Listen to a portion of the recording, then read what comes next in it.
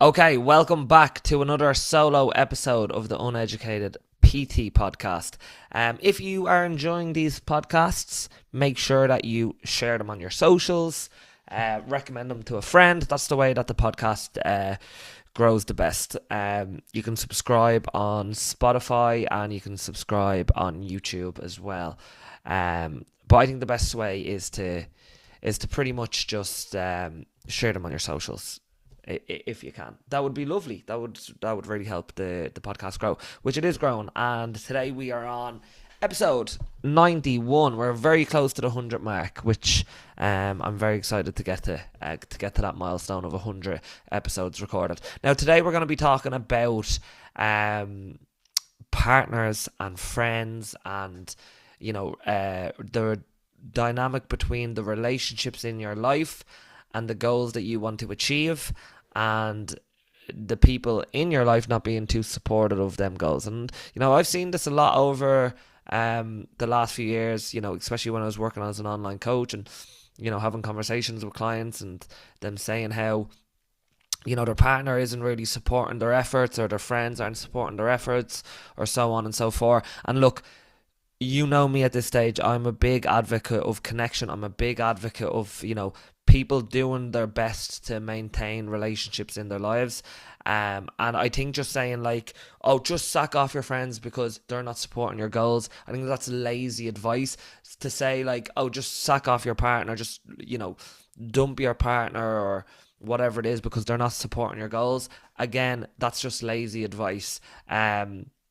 You're trying to make the relationships in your life as prosperous as possible, while also you having, great quality of life, because you're pursuing things that, fill your cup and make you feel good and make you feel healthy and make you feel happy and all these things. All right. So I don't think your first protocol needs to be get rid of these people. I think your first protocol needs to be better communication with the people, like being able to talk to these people. So let's say that you're like trying to lose weight, or you are losing weight, and you're hooked on the process. You decided to join a program, you decided to join a group training facility, you got yourself a PT, you're on some sort of a health buzz, right? And you're losing weight, you're feeling good, you're tracking your calories and your macros, and because you know that the process is working, and you're getting out for your steps, and you're just feeling great, and you want to talk about that, and you want to dive into that as much as possible,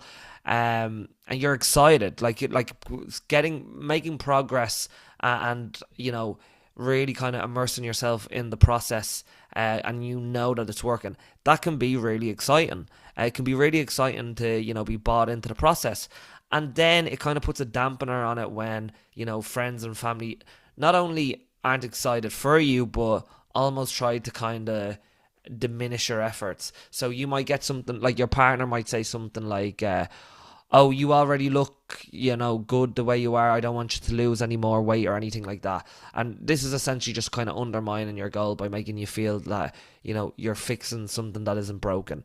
Or why are you counting your calories? Just live a little. Like, you might get that from your partner, or go out for a drink or whatever it is, and just basically just diminishing your effort and your discipline to stay invested in the process that you are invested in. Or they might say something like, oh, come on, have some dessert, I made it for you, you'll hurt my feelings, or whatever it is. So they're putting emotional guilt on you for sticking to your plan. And I've seen this happen before. I remember talking to a client before, and they were losing weight and they were doing really well, and they were staying off the drink because it wasn't making them feel good. And then their partner kept on guilt tripping them, saying, oh, you're not spending time with me at the weekend, you're not having fun with me. And she was like, oh, well, I will have fun with you, but I don't want to drink. And he would obviously continue to guilt trip her into doing that. So you might hear things like that. Sorry, I actually need to sneeze. Sorry, it was one of them that was kind of like on the verge, but never never came out. You can tell that I'm free balling this podcast. But another thing they might say is that you're spending too much time in the gym, you're not spending enough time with me, or you're spending too much time in class with them other people. And or what will they say, like, oh, is that really healthy? It looks bland, pointing at your food, because you might be deciding to have your overnight oats instead of an Irish fry or whatever it is. Or they might say things like, I miss the old you, or I miss, the way we used to eat and stuff like that. So basically framing like your new habits as a personal loss for them, and guilt tripping you. And it can be difficult when people say things like that, and you don't know how to react like that. And it just doesn't just come from partners as well. It comes from friends. Like your friend might say, one meal out isn't going to kill you. Come on, stop being stop being so boring, or whatever it is, or you're having a salad again, or oh, you've been to the gym twice this week already. Do you not think you're overdoing it? Let's head out, or whatever it is. Or I don't know. I'm trying to think of other examples. Stop being so strict on yourself. Oh, you're being disordered, or whatever it is. Basically, they're just trying to kind of shift you away from the progress that you're making, and they're shifting onto their feelings, and they're introducing guilt and shame into your life that will essentially derail your motivation for doing what you're doing. I don't think it's ever intentional. I think a lot of it is subconscious, but we have to understand these behaviors if we're going to address them, so that you can kind of maintain the relationships that you're in while also pursuing your fat loss goals or your weight loss goals. So we need to understand the behavior, and a lot of the time it will come from like jealousy or insecurity, and they don't understand that they're being jealous, or they don't understand that they're being insecure. But seeing a friend succeed can highlight our own struggles. Rather than us feeling inspired by them, we might be like, oh, I wasn't able to do that, and they're doing that, and this is making me question my own lifestyle decisions, that I'm going out every weekend, and that I'm having takeaway 5 times a week, or that I'm not doing any of my meal prep, or that I'm not prioritizing going for a walk, or whatever it is. So like it can highlight our own insecurities. And in terms of the jealousy thing, it might be a case where it's like, okay, I tried to lose weight and I couldn't, and now I see that fucking so and so was doing so, and that highlights my own inability to solve this problem that I was having. And it can be the exact same for a partner. A partner might get jealous, thinking that she's losing weight, and if she's looking really good, and now if she continues down this path and I continue to stay the way that I am, she's going to leave me for someone better looking. So a lot of that can come into play when it comes to kind of the relationship dynamics. Just a fear of change, a fear of that this person's going to leave me, or that, they're no longer going to enjoy the things that I enjoy with them. Like, they're not going for pizza every night with me, or they're not going to have a drink with me, and all these things. So then they start to kind of downplay your achievements because of that fear of a change in the relationship dynamic, fear of being left behind, fear of not being enough, like pointing the mirror at themselves and being like, oh, so they're kind of just projecting their own personal failures. I don't even know if I'd call it personal failures, but if someone's excelling in a certain area, that can make you look at yourself and being like, oh, I'm not excelling in that area, or I have a lack of progress. And that can be uncomfortable for people. It can be uncomfortable for people who aren't comfortable in their skin, or comfortable in who they are, or maybe not quite content with their own life. Because usually people who are content and motivated and working hard in a certain area, it doesn't make them feel a certain way that other people are excelling in other areas, because we know you can't excel in everything anyway. But if you feel like you're not excelling in anything, and then you see someone, especially someone close to you, someone who was on your level, now achieving something, whether that is a weight loss goal, a body composition goal, running their own business, going out there and doing something for themselves and making a success out of their life, that can be very uncomfortable for people. And then there's just things like misinformation and groupthink, and people thinking that, like, you can't lose weight because I've never been able to lose weight, even though I only just tried different fad diets. And then you might be like counting your calories, or doing it in a sustainable way, and it's working for you, and then that kind of again shines a light on them that, okay, they weren't they weren't doing it the right way or with the right approach, and that can make them also feel uncomfortable that you're now excelling in this area because you took the right you achieved it through the right process, and some people will take that and be like, oh, how did you do that, and take inspiration from that and follow your way of your approach to weight loss. Or they won't. They'll just be like, okay, let me try and derail this person subconsciously by making them feel bad about themselves.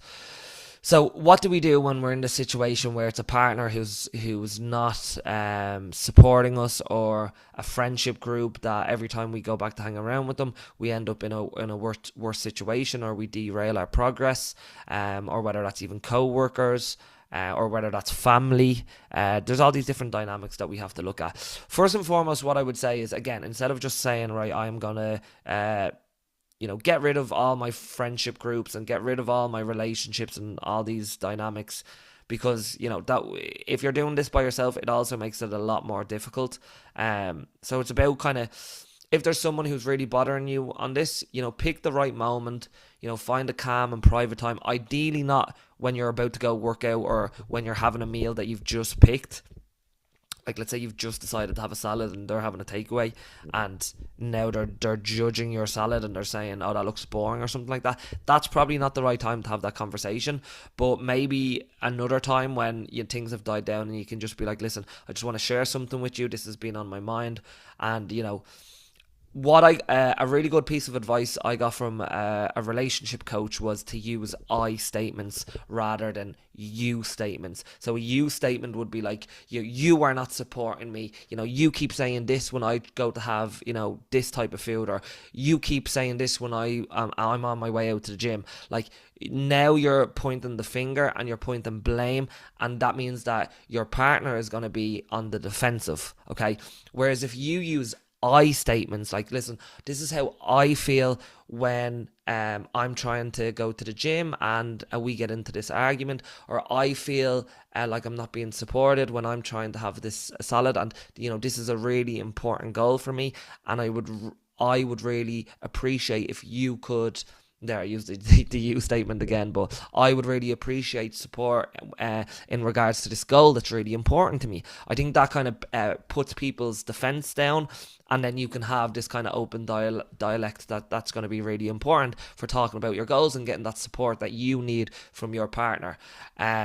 So it's really important how you communicate, not just that you communicate. And, that can be really difficult if you and your partner, or you and your friend, or you and your co-worker, or you and your family member aren't very good at communicating your frustrations.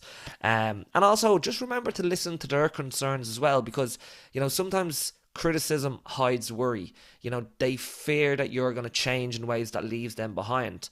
And so you need to validate their emotions as well as your own emotions, which again is a really difficult thing to do. But I think it's really important that you remind yourself that as well, that sometimes people's toxic behaviour is rooted in fear of being left behind. So it's really important that you kind of educate and share your why for doing this. And it's not because you want to leave them for someone better than them, but you just want to, improve the quality of your life. You want to feel more energetic, so you have more time to spend with them, so you can feel better about yourself, so you're not self-conscious around them. All these things, and kind of having that vulnerable conversation with them could be really, really important. And then, if it's things like, that's obviously we're talking in the context of a partner, but let's say it's like a co-worker or something like that who keeps making comments on when you're eating, trying your best to debunk myths together with them. So they might say things like, oh, you're on a weight loss journey, but you're having bread, or something like that, because they might have heard that carbs make you fat. And then you could try and educate them. Oh, well, actually, my coach has explained to me that, as long as my calories equate, I'm able to include all these different foods into my diet. And it's actually been really working well for me. So kind of coming with that calm approach to, rather than just being on the defensive because they have said something that not to be true. And then most importantly, like, set clear boundaries around these interactions. Like, if someone is saying unhelpful comments, like, a calm response, that neutralizes their negativity. Like, I appreciate your input, but I'm just going to stick to this plan because it's been working really well for me, and this is what my coach has designed for me. So listen, I understand your concern and I appreciate it, but I'm just going to stick to this plan right now while it's working. And then, like, just guarding your safe space. Like, if you know that you're going to be around people who are constantly trying to sabotage you, constantly making comments about you, could be at a family gathering or something like that where you're all eating together. Sometimes it's unavoidable, and sometimes it is avoidable. And maybe if you have to meet up with someone in your family, maybe it doesn't have to be centered around food. I know there are sometimes it does, because obviously we celebrate moments together through nutrition and through food. But sometimes you could just go for a hike with them or go for a walk. So actually, I don't really want to go for dinner. I've had a late lunch, but would you mind going for a walk with me or something like that? Because I still need to get my steps in. Like simple things like that. Like, to be honest, I'll be honest, when I meet up with my friends, most of the time it's like I'm asking them to go do a training session with me or something like that, because I would rather get my training in while also getting to have interactions with my friends. And if they don't want to do that, I'm not going to meet them in the pub. Like, I'm not going to meet you in the pub on a Wednesday for a pint. Like, and as much as I'm an advocate of go for a pint with your friends, socialise, say yes to the drink, like, I'm not going to do it on a Wednesday when that's my value is that I need to get up the next morning and I need to be fresh. So, if you want to hang around with me, let's go for a walk. Let's go to the gym. Like, I'm still going to prioritize my values and what's important to me, as well as the dynamics of the relationships that I'm in. And most of my friends are on board with that. When my friends want to hang around with me, they know we're probably going to go for a hike, or we're going to train, or realistically they might not see me during the week otherwise. So I think it's really important that, like, set your boundaries, that what, this is not the space that I want to be in.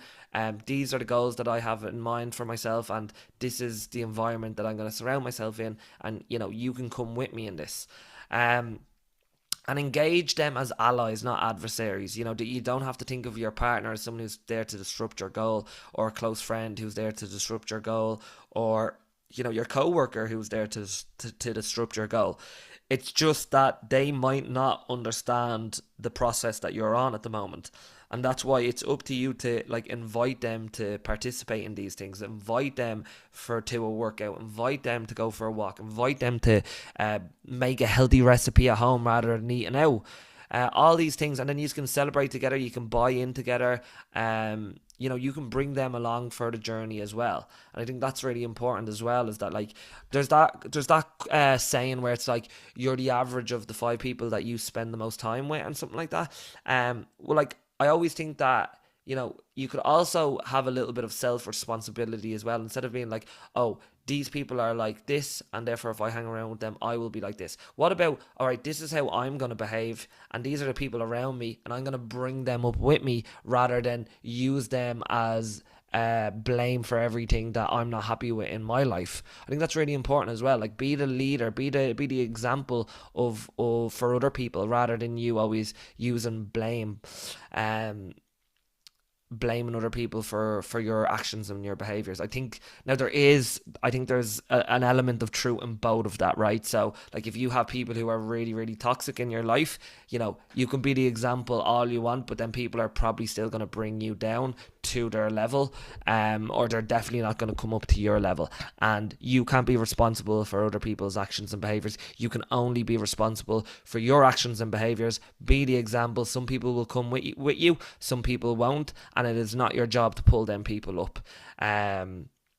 So not everyone has your best intentions at heart, and you will quickly find that out once you start to go on a self-development journey, once you start to find your own voice, once you start to find confidence and self-worth because of the journey that you're on, whether that's true fitness to start off with.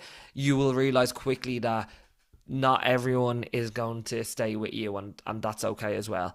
And that's the kind of crabs in a bucket mentality that, like, refers to this social dynamic where individuals often unintentionally undermine or try to discourage your efforts. So you might be trying to improve your health outcomes. You might be trying to improve your body composition. You might be training hard. And like just as crabs in a bucket, they pull back any crabs that try to climb out. People get caught in this mindset of, oh, this person's trying to make progress. This person's trying to leave the tribe, the circle, whatever it is. They're trying to leave this environment that we're all in. Let's make sure we pull them back in. And there's also, I think in Australia, they call it tall poppy syndrome, where it basically people who achieve notable success, they're resented, they're criticized, they're cut down by others because they feel threatened or jealous by their success. And in Japan, they say the nail that sticks out gets hammered down. And I think that's a quite accurate representation. So like when you're on this journey of self-development, it can feel quite lonely. All right, it can feel quite lonely if you've for a long time surrounded yourself with people who don't have your best interest at heart, where they're just out drinking all the time, and they're engaging in these unhealthy behaviors. They're drinking, they're taking drugs, they're getting up to no good, and that has been you for a long time. And then you decide to say no, and you want to change your behaviors.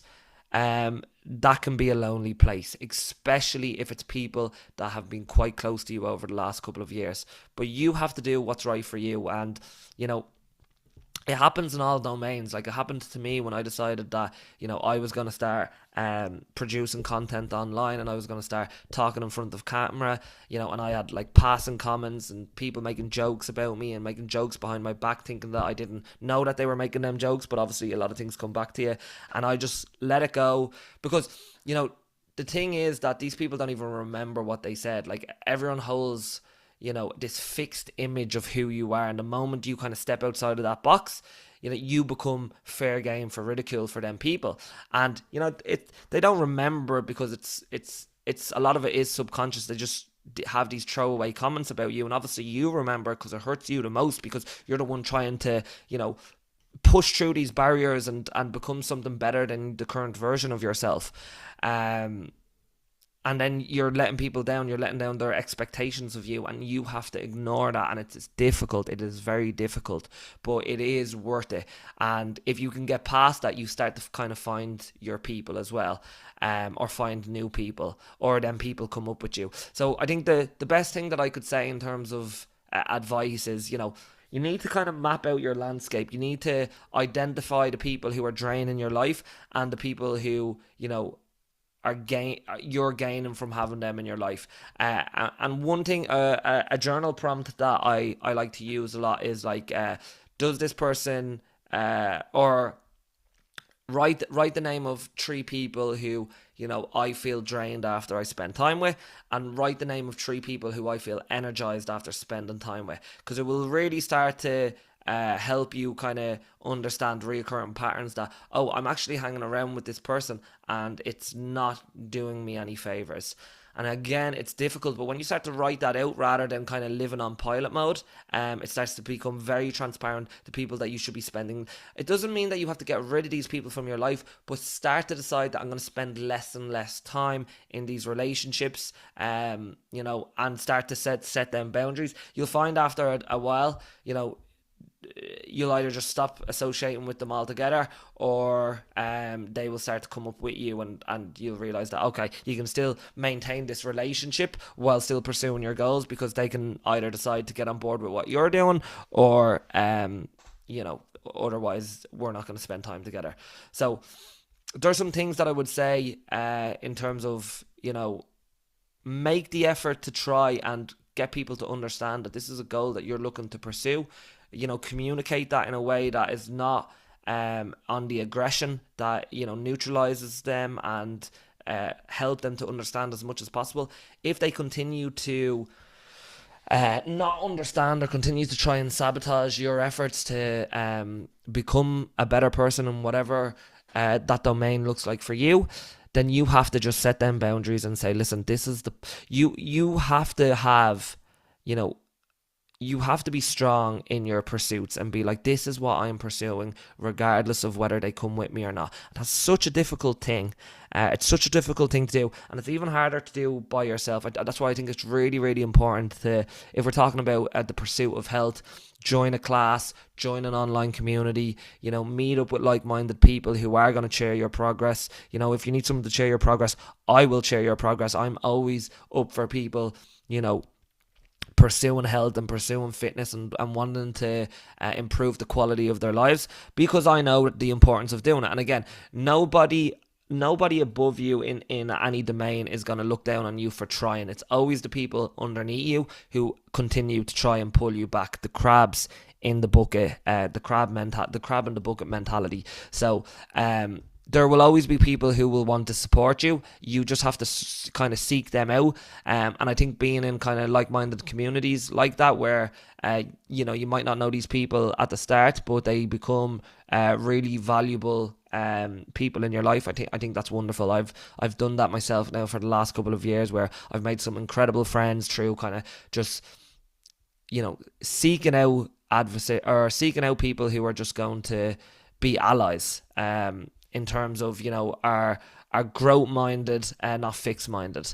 And remember, the Harvard study of adult development, which is my favorite study, the longest running study on human well-being, has made one thing abundantly clear. And like, the quality of our relationships is the strongest predictor of both our mental and our physical health. And participants who reported warm, supportive connections were far more happier, far more healthier, lower rates of chronic disease, better cardiovascular health, sharper cognitive function. People who had strong relationships with both their friends, their family, their community, massive health outcomes. Okay. And I always compare that to people who are lonely and isolated. But conversely, toxic or high conflict relationships, can be more damaging than just social isolation or just being on your own. So, like, if you have an unsupportive partner and you can't navigate that, that's going to produce chronic stress. It's going to disrupt your hormone imbalance. Dramatically increases morbidity and mortality. So, like, it's terrible to be on your own, but it is even worse to be in a toxic relationship, because the health outcomes are not very good, not very promising. So, as much as I'm like, loneliness kills, so does toxic relationships or unhelpful or harmful relationships.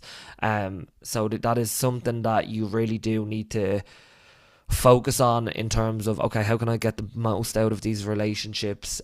Is this a me issue, a you issue, or a we issue? Can we work this out? And can we communicate our frustrations? And if we can't, then I am going to have to go and do this on my own, and I'm going to have to go and find my own tribe, because right now you are not helping me. So I hope that helps. I hope that gives you a little bit of understanding in terms of whether people are supporting you or not, and why they might not be supporting you. But again, I'm by no means an expert in this. The relationships are hard. They're hard to navigate. But it's very important that you do, because it's probably the most important thing in your life, more important than your training plan, more important than your nutrition plan, is navigating them relationships and having people who support you rather than try to disrupt your goals. So I hope you enjoyed this. I hope you enjoyed another solo episode of the Uneducated PT Podcast. That is episode 91 with myself, Carl O'Rourke. If you did enjoy it, make sure you share it, and I will see you on the next one.